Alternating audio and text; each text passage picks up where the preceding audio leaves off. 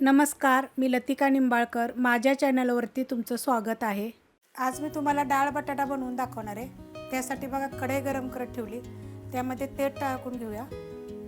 1 ते 1.5 चमचा तेल टाकायचं, तुमच्या आवडीप्रमाणे टाका. तेल गरम झालेलं आहे. त्याच्यामध्ये बघा बारीक चमचा जिरे मोहरी. जिरे जास्त टाकले, 3 मोहरी कमी टाकली.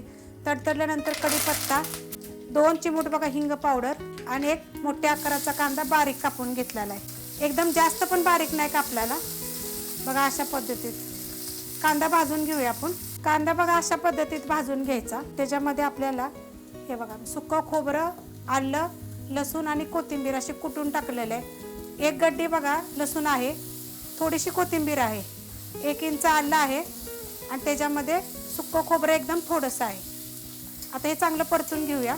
कुठल्याला मसाला बघा टाकल्यानंतर थोडंसं परतून घेतलेलं आहे. त्यात बाकीचं साहित्य टाकून घेऊया. थोडीशी हळद बघा, ही घरची आपली हळद आहे. मी 3 प्रकारची हळद कशी बनवायची त्याची पण रेसिपी टाकलेली आहे. थोडंसं परतल्यानंतर 1 मोठ्या आकाराचं टमाटर बघा बारीक कापून घेतलेलं आहे. ती पण ह्याच्यामध्ये आपण चांगलं परतून घेऊया. टमाटर टाकल्या परतून घेतलेलं आहे आणि गॅस मिडियम आहे आपला. त्याच्यामध्ये चवीप्रमाणे मीठ टाकायचं. थोडंसं परतून घेऊया आपण. मीठ टाकल्यानंतर एकदम हलकंसं परतून घेतलेलं आहे. त्याच्यामध्ये आपण मसाले टाकून घेऊया. हे आपला सिक्रेट मसाला 2 चमचे आणि थोडासा गरम मसाला पावडर. सिक्रेट मसाला टाकल्यानंतर ना गरम मसाला पावडर बी टाकायची गरज नाही आहे.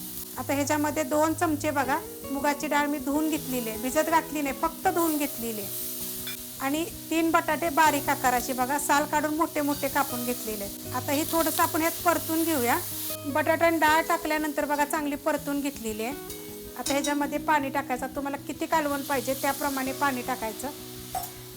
मी 1 ग्लास टाकलेला आहे आणि आपण त्यात अजून अर्धा 1 ग्लास टाकूया म्हणजे शिजेल चांगलं. बघा हे अर्धा ग्लास अजून टाकलेला आहे आणि कालवण आपण चांगलं मिडियम गॅसवर शिजवून देऊया. नाही तर बारीक गॅसवर जर शिजवून दिलं तरी चालेल, जास्त वेळ लागत नाही, लगेच होतं. डाळ बटाट्याचं कालवण झालेलं आहे बघा. एकदम बारीक गॅसवर ठेवलं होतं बघा, मस्त असं झालेलं आहे. तुम्हाला पाहिजे तर अजून पातळ करायचं. 1 नंबर चवीला लागतं. तुम्ही ज्वारीची भाकरी, बाजरीची भाकरी, भातावर खाऊ शकता. एकदम चवदार. ही रेसिपी आवडली तर लाईक करा, सबस्क्राईब करा, कमेंट करा आणि शेअर बी करा.